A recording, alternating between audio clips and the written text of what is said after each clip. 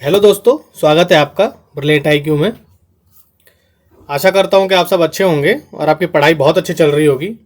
तो दोस्तों, जैसा कि आप लोगों को पता है कि हमने प्राचीन भारत की सीरीज स्टार्ट की है, जिसमें हम प्राचीन भारत को एमसीक्यू के थ्रू समाप्त करेंगे। और इस क्रम में हमने पाषाण काल को किया, हड़प्पा संस्कृति को किया, बौद्ध धर्म, जैन धर्म को कंप्लीट कर चुके हैं। जिसकी वीडियो आपको हमारे इसी चैनल पे मिल जाएगी। आप उसे भी जाके पूरा कर लीजिए। यकीन मानिए, इसको करने के बाद आपको कहीं से भी कुछ भी करने की ज़रूरत नहीं पड़ेगी। और इसमें हमने, चाहे वो यूपी पीसीएस हो या बीपीएससी हो, बिहार पीसीएस हो, एमपी पीसीएस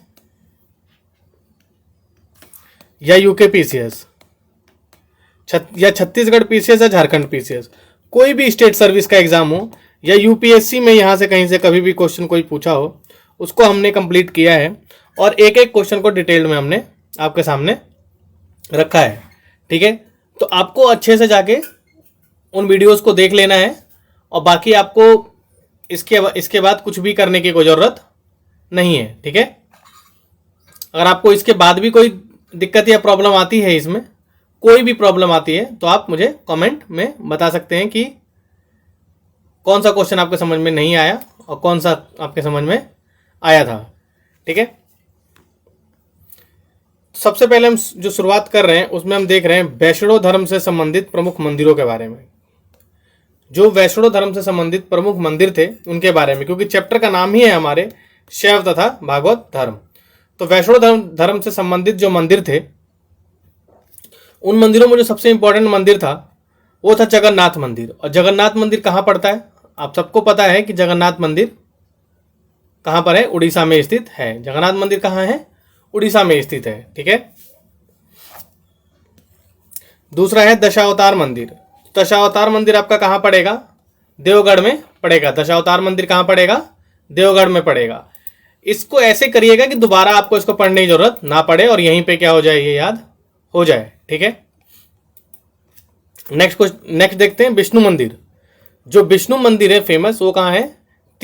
तिगावा में, मध्य प्रदेश में। कहाँ? तिगावा, मध्य प्रदेश में। और एक और जो विष्णु मंदिर है वो एरड़ में भी है, और वो भी कहाँ है? मध्य प्रदेश में स्थित है। अगला हम देखते हैं द्वारिकाधीश मंदिर। कौन सा मंदिर? द्वारिकाधीश मंदिर। तो आप सबको पता है कि द्वारिकाधीश मंदिर कहाँ है? मथुरा में आपको देखने के लिए मिलेगा। द्वारिकाधीश मंदिर कहाँ आपको देखने के लिए मिलेगा? मथुरा में। और द्वारिकाधीश मंदिर एक कहाँ पर है? एक गुजरात में भी स्थित है। ठीक है, मथुरा आपका कहाँ है? उत्तर प्रदेश में। और द्वारिका कहाँ है? गुजरात में। नेक्स्ट जो है शाक्त धर्म से संबंधित प्रमुख मंदिर। जो शाक्त धर्म से संबंधित प्रमुख मंदिर हैं उनमें आप देखते हैं वैष्णो देवी का मंदिर। क्या देखते हैं? वैष्णो देवी का मंदिर। आप सबको पता है इस भारत का सबसे अच्छा धार्मिक स्थल है ये, जो जम्मू कश्मीर में पड़ता है। ठीक, विंध्यवासिनी देवी का मंदिर। विंध्यवासिनी देवी का मंदिर जो है वो कहाँ पर है? विंध्याचल में है। कहाँ है?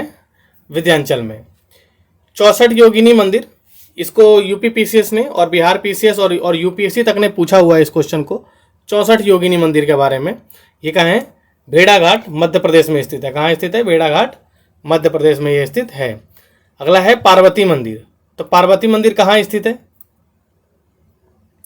तो पार्वती मंदिर स्थित है नाचना कुठार, मध्य प्रदेश में। कहाँ? नाचना कुठार, मध्य प्रदेश में पार्वती मंदिर स्थित है। अगला है कामाख्या मंदिर।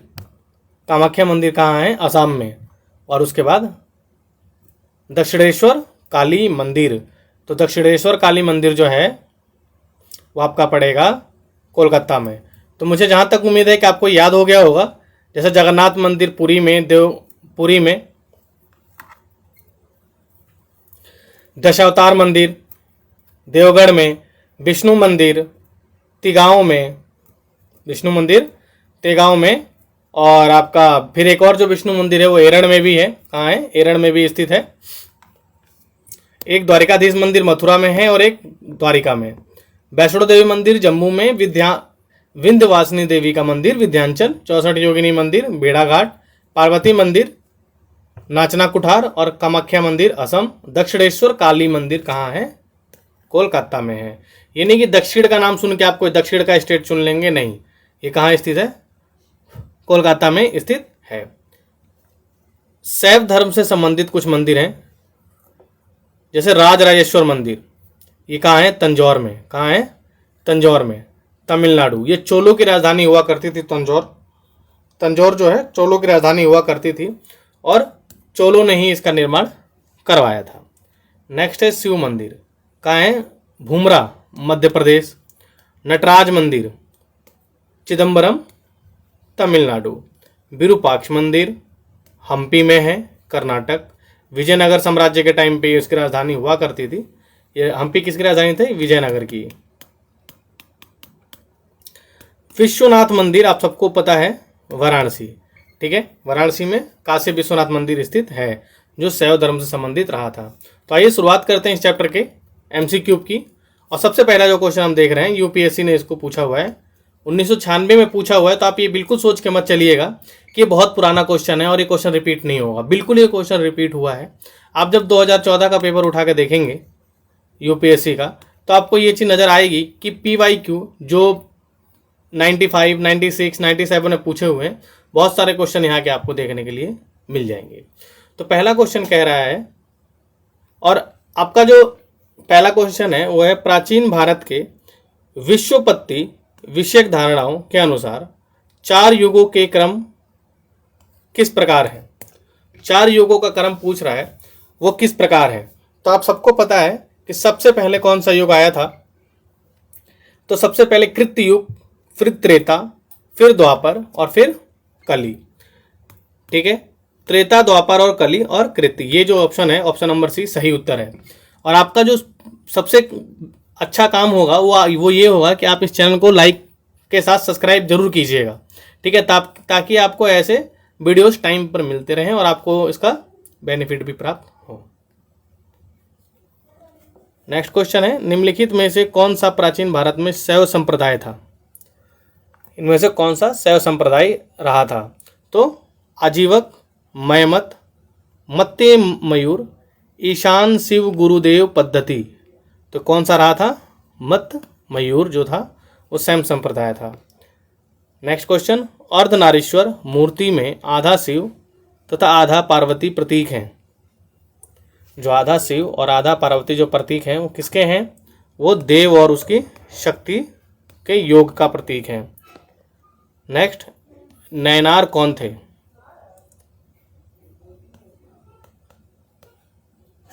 NCERT में भी इसको कंप्लीट किया गया है नैनारों के बारे में।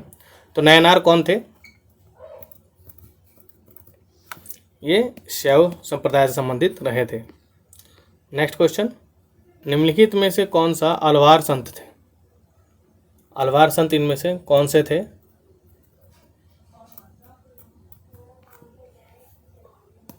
तिरुज्ञान जो थे वो अलवार संत थे। नेक्स्ट क्वेश्चन है, भागवत संप्रदाय के विकास में किसका देन अत्यधिक था? भागवत संप्रदाय के विकास में किसका देन अत्यधिक था? तो भागवत संप्रदाय के विकास में सबसे अधिक जो योग था वो गुप्तों ने निभाया था। ठीक है, किसने निभाया था? गुप्तों ने। और गुप्तों ने जो उपाधि धारण की थी, और किसकी उपाधि धारण की थी? परम भागवत की। किसकी? परम भागवत की उपाधि धारण की थी। ठीक है, और जो इनका राज चिन्ह था जो गुप्तों का, वो था गरुड़। क्या था? गरुड़। नेक्स्ट क्वेश्चन देखते हैं, भागवत धर्म के प्रवर्तक थे। भागवत धर्म के प्रवर्तक थे, इनमें से कौन भागवत धर्म के प्रवर्तक थे? तो जनक, याज्ञवल्क्य, सूरदास, कृष्ण। तो जो कृष्ण थे वो भागवत धर्म के प्रवर्तक रहे थे। नेक्स्ट क्वेश्चन है, निम्न में से किस ग्रंथ में सर्वप्रथम देवकी के पुत्र कृष्ण का वर्णन किया गया है?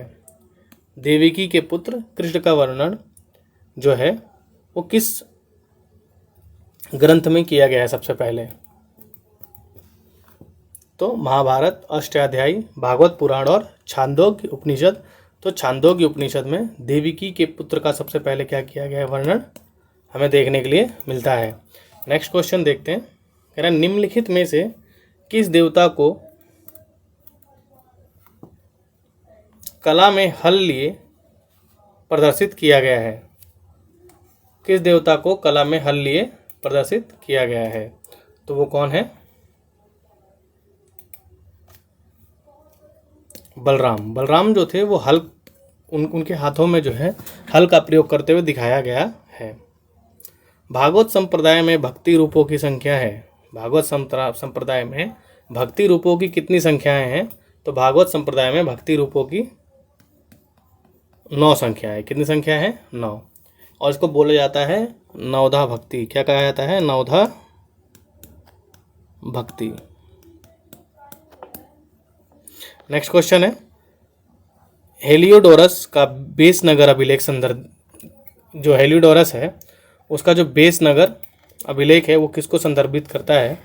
तो वो करता है वासुदेव को। किसको? वासुदेव को। Option number D. ठीक है। अगला क्वेश्चन, निम्नलिखित में से कौन प्रस्थानत्रयी में सम्मिलित नहीं है? इनमें से कौन प्रस्थानत्रयी में सम्मिलित नहीं है?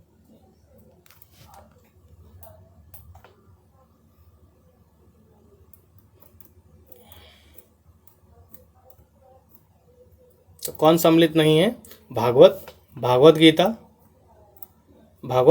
गीता या ब्रह्मसूत्र या उपनिषद। तो जो भागवत है वो प्रधान त्रयी में सम्मिलित नहीं है। अगला क्वेश्चन है, कह रहा है वह प्राचीन स्थल जहाँ 60,000 मुनियों की सभा में संपूर्ण महाभारत कथा का वाचन किया गया था। ऐसा कौन सा स्थल है जहाँ 60,000 मुनियों के उपस्थिति में क्या किया गया था? संपूर्ण महाभारत कथा का वाचन किया गया था। पूरा महाभारत कथा का वाचन किया गया था।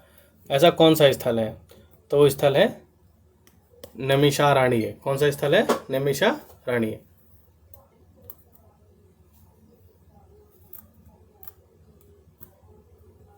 नेक्स्ट क्वेश्चन देखते हैं। कह रहा है रामायण के किस कांड में राम और हनुमान की पहली भेंट का वर्णन है? तो ये तो आप सबको पता होगा, बताने की कोई जरूरत पड़ेगी। किष्किंधा कांड। कौन से कांड में? किष्किंधा कांड में राम और हनुमान की मुलाकात होती है। राम और हनुमान की मुलाकात होती है।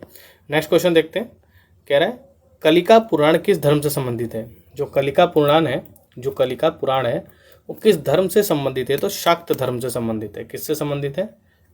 शाक्त धर्म से। और इसको कलिका को कलि पुराण भी कहा जाता है। क्या कहा जाता है? कलि पुराण। और टोटल कितने पुराणों की संख्या है? टोटल पुराणों की संख्या कितनी है? टोटल पुराणों की संख्या है 18 है। कितनी? 18। अगला क्वेश्चन है, पुरी में रथ यात्रा किसके सम्मान में निकाली जाती है? तो भगवान जगन्नाथ के सम्मान में यात्रा निकाली जाती है। अगला क्वेश्चन, नासिक में कुंभ मेला निम्न में से किस नदी के तट पर लगता है? नासिक का जो कुंभ मेला है वो किस नदी के तट पर लगता है? तो वो गोदावरी नदी के तट पर लगता है नासिक का कुंभ मेला। प्रत्येक 12 वर्ष में, प्रत्येक 12 वर्ष बाद नासिक में जो लगता है प्रत्येक 12 वर्ष बाद लगता है। नेक्स्ट क्वेश्चन है, सूची 1 को सूची 2 से सुमेलित कीजिए तथा सूचियों के नीचे दिए गए कोड की सहायता से सही उत्तर चुनिए। तो जैन धर्म किससे संबंधित है? पावापुरी से। हिंदू धर्म वाराणसी से संबंधित रहा था। इस्लाम धर्म मदीना से। और ईसाई धर्म वेटिकन सिटी से। यानी ऑप्शन हो जाएगा 3 4 1 2 3 4 1 2 इसका सही उत्तर हो जाएगा। तो यहाँ पे आपका ये ख़त्म होता है और आपका वीडियो को लाइक और सब्सक्राइब जरूर कर दीजिएगा। मिलते हैं आपसे अगले अध्याय में। ठीक है, धन्यवाद।